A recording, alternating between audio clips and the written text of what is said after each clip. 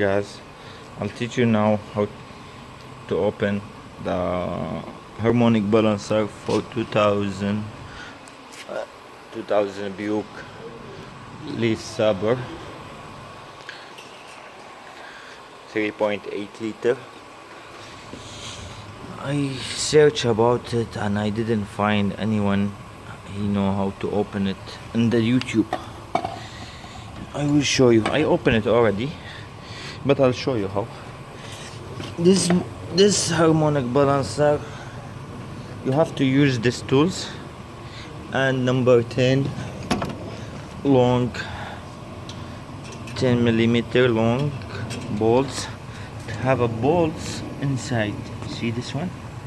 I don't know this one.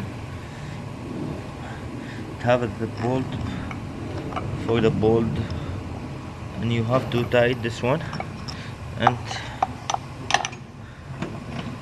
this is the tools, the right tools for it. And you put the bolts here, 3 bolts. ايه طلعة